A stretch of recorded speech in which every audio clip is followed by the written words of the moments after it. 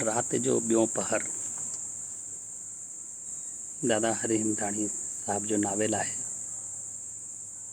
2014 में देवनागरी एडिशन प्रकाशित थियो ऐं दादा हिमथाणी मूंखे इहा कापी मोकिली हिन नावेल जी। पहिरीं पढ़ियो हो पर नावेल खे 2-3 साल पोइ ॿीहर पढ़णु ॾाढो आनंद जो सबबु बणिजी वेंदो आहे। मुल्क जो विरहांगो थियो पर इन विच में समाज में इंसानी बिरादरी विच जेको हिक ॿिए लाइ प्रेम आहे, मोहबत आहे, उहे सभु भावनाऊं बि बरक़रार रहियूं। असीं ॿियनि ॿोलियुनि में बि विरहांगे जो साहित्य पढ़ियो आहे, ॿुधो आहे, उन ते फिल्म्स ठहियूं आहिनि। जेका गदर फिल्म ठही उहा बूटा सिंह जी प्रेम कहाणी हुई।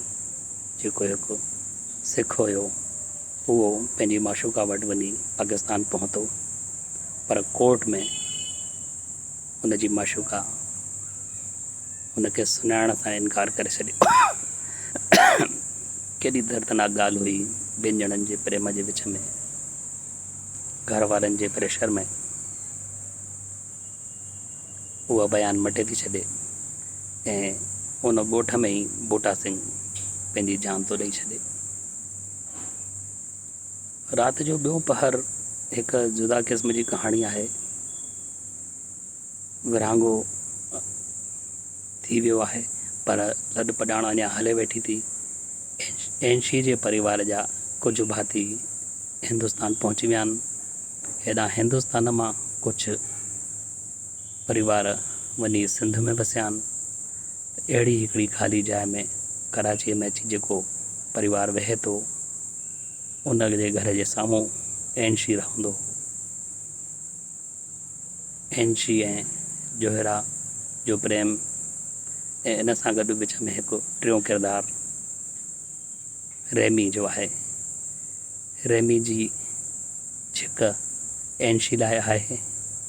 एंशी जोहरा खे चाहींदो आहे पर रेमीअ जो प्रेम जेको आहे अनकंडीशनल लव आहे।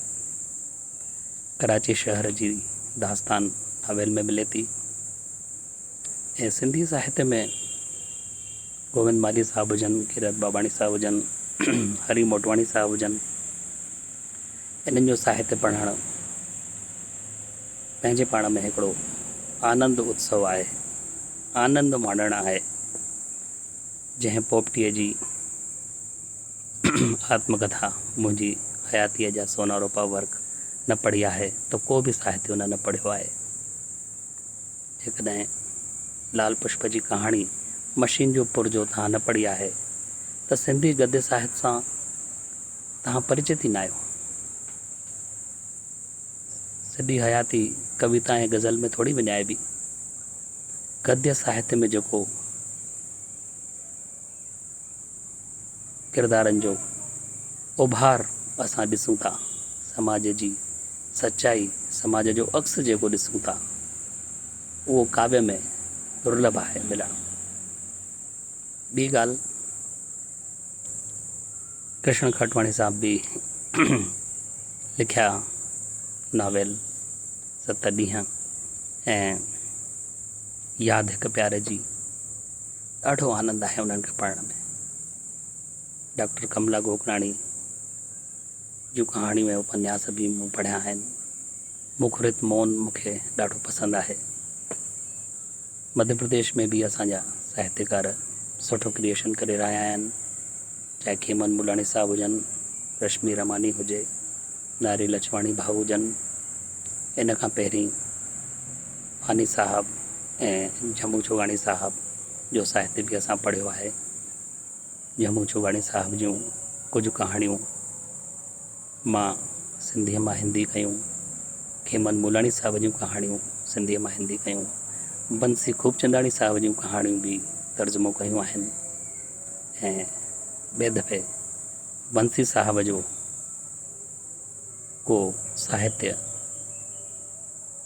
पढ़ी मां तव्हांखे उन बाबति मुख़्तसर में ॿुधाईंदुसि। चवण जो मतिलबु लॉकडाउन जे हिन पीरियड में असांखे घर में वक़्तु मिले थो, असां छो न हिन खज़ाने मां के किताब के रचनाऊं चूंडे उन्हनि खे वक़्तु ॾेई पढ़ूं, पंहिंजी दिनचर्या में साहित्य जी रीडिंग असां शामिलु कयूं ऐं पूरो हिन पीरियड जो आनंद वठूं। नमस्कार।